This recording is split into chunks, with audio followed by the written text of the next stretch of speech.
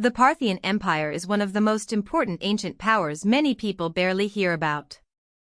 For almost 5 centuries, from 247 BC to 224 AD, it ruled a vast region centered on ancient Iran. At its height, Parthian influence stretched from the upper Euphrates, near modern eastern Turkey, across Iran and toward Afghanistan and western Pakistan. That geography mattered enormously. Parthia stood between the Roman world in the Mediterranean and the Han dynasty in China. It was not just a distant kingdom on Rome's frontier. It was a major imperial rival, a commercial bridge, and a political force that shaped the ancient Near East. To understand Parthia is to understand the world between Rome and China, where trade, warfare, and cultural identity constantly overlapped. The empire began in the northeastern Iranian region of Parthia.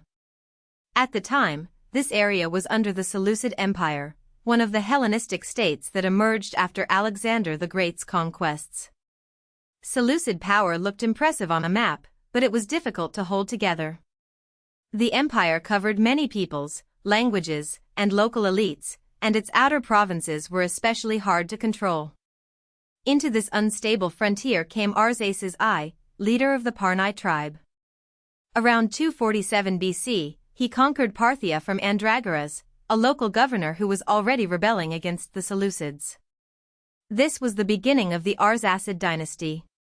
At first, it was not obvious that this frontier seizure would become an empire.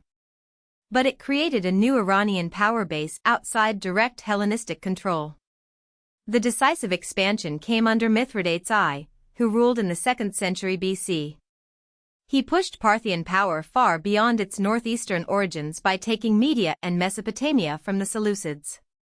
These were major strategic prizes. Media connected Parthia more deeply to the Iranian plateau, while Mesopotamia brought access to wealthy cities, agricultural resources, trade routes, and ancient centers of political authority. After these conquests, Parthia was no longer a regional kingdom. It became an imperial state with a western frontier close to Roman interests. The shift also changed the empire's center of gravity. Earlier royal power was associated with places like Nisa, but as Parthia expanded westward, Ctesiphon on the Tigris became increasingly important as a political center. Parthia's location made it commercially powerful. The empire sat across the routes later known collectively as the Silk Road, connecting the Mediterranean world with Central Asia and China. Goods such as silk, luxury crafts, metals, horses, textiles, and precious objects moved through these networks, along with ideas, artistic styles, and diplomatic contacts. Parthia benefited because it occupied the middle ground. It could tax, protect, influence, and profit from movement across its lands. This position also made the empire culturally diverse. It was not a single uniform society, but a meeting zone of Iranian, Greek, Mesopotamian, Central Asian, and local traditions. The Parthians became powerful partly because they controlled territory, but also because they controlled connection. Culturally, the Parthian Empire was a blend rather than a clean break from the past. The Arsacid court initially adopted elements of Greek culture, which still carried prestige after Alexander and the Seleucids. Greek language, coin imagery, artistic forms, and royal habits remained useful in a world where Hellenistic traditions shaped diplomacy and elite identity. But over time, the Parthians also encouraged a revival of Iranian traditions. Their rulers used the title King of Kings, a phrase strongly associated with older Persian imperial ideas. This title was more than decoration. It expressed a political claim. The Arsacid ruler stood above many subordinate kings and local powers. The Parthians presented themselves as heirs to a deeper Iranian imperial legacy, not merely successors to the Seleucids. The Parthian state was not centralized in the same way many people imagine an empire to be.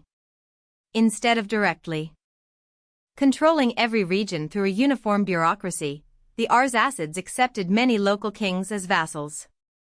These rulers kept authority in their own territories while recognizing Parthian supremacy. The empire did appoint some satraps, especially outside Iran, but these provincial units were usually smaller and less powerful than those of the older Achaemenid Empire. This flexible structure helped Parthia govern a large and diverse realm without forcing every region into the same system. But flexibility came with a price. Strong nobles, local dynasties, and rival royal claimants could become dangerous when the central monarchy weakened. Parthia's greatest strength also contained one of its deepest vulnerabilities. Before Rome became Parthia's most famous enemy, the empire faced pressure from several directions. In the west, the Seleucids remained the first major rival because Parthian expansion directly reduced their power. In the north, Scythian groups posed threats from the steppe world. These conflicts forced the Parthians to become skilled at defending open frontiers and managing mobile warfare. As they expanded westward, Armenia became a central issue. Armenia lay between Parthian and Roman spheres of influence, making it a critical buffer kingdom. Whoever controlled Armenia gained strategic advantage, prestige, and a better frontier position. For that reason, both Rome and Parthia repeatedly tried to influence who sat on the Armenian throne. Armenia became one of the great chessboards of ancient imperial rivalry. The most famous clash between Rome and Parthia came at the Battle of Carrhae in 53 BC. Marcus Licinius Crassus, one of Rome's richest and most powerful men, led a campaign eastward hoping for conquest and glory. Instead, he met disaster. The Parthians used cavalry tactics that exposed the weaknesses of Roman infantry far from familiar terrain and supply lines. Their mounted archers and heavily armored cavalry could strike, withdraw, and strike again, wearing down Roman formations. Carrhae was not just a battlefield defeat. It was a psychological shock. Rome was used to imagining expansion as almost inevitable, but Parthia proved that the eastern frontier was different. Here was an empire capable of destroying a major Roman army and humiliating one of Rome's leading figures. Parthian pressure on Rome did not end with Carrhae. In 40 and 39 BC, Parthian forces captured much of the Levant, with Tyre as a major exception. This brought the conflict close to the eastern Mediterranean and threatened Roman authority in a region Rome considered vital.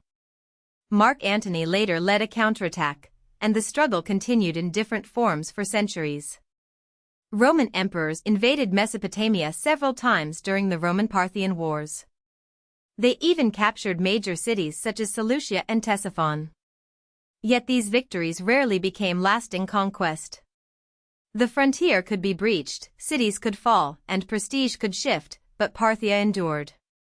The Roman-Parthian rivalry became a long contest of raids, invasions, diplomacy, client kings, and symbolic victories rather than simple domination. Parthia survived external attacks because it had depth, mobility, and political resilience. But its internal politics were often unstable. Frequent civil wars between rival Arsacid claimants caused serious damage to the empire's long-term strength. This is one of the most important points in Parthian history. Foreign invasion was dangerous, but internal fragmentation was often worse. A loose imperial structure could hold together when the king was strong and elite groups cooperated. When succession disputes erupted, that same structure could splinter. Local rulers and nobles had enough power to influence, resist, or support rival claimants. Over time, repeated civil conflict weakened central authority. Rome could wound Parthia, but Parthia's own political divisions made those wounds harder to recover from. The end of the Parthian Empire came from within the Iranian world, not from Rome. Ardashir I, ruler of Istakhr in Persis, rebelled against the Arsacids. In 224 AD, he defeated and killed the last Parthian ruler, Artabanus IV. Ardashir then founded the Sasanian Empire, which would rule Iran and much of the Near East until the Muslim conquests of the 7th century. This transition matters because it places Parthia inside a longer Iranian imperial story. The Arsacids were the first indigenous Iranian dynasty to dominate the Iranian world after the Achaemenids, while the Sasanians created a more centralized and ideologically assertive successor state. Parthia disappeared as an empire, but Arsacid branches continued to rule in Armenia, Caucasian Iberia, and Caucasian Albania. One reason Parthia feels mysterious today is that its own surviving records are limited. Compared with the Achaemenids before them and the Sasanians after them, the Parthians left fewer native sources. Historians rely on scattered cuneiform tablets, ostraca, rock inscriptions, coins, and rare surviving documents. Much of the story comes from outsiders, especially Greek and Roman writers, who often saw Parthia through the lens of rivalry. Chinese sources also matter because Han China was interested in western regions and possible alliances against the Xiongnu. Art and coins become especially valuable because they reveal identity, royal imagery, and cultural blending that texts do not fully preserve. The Parthian Empire may be under-remembered, but it was essential: a Silk Road power, an Iranian revival, and Rome's enduring Eastern rival. If you found this helpful, please like this video and subscribe for more explainers.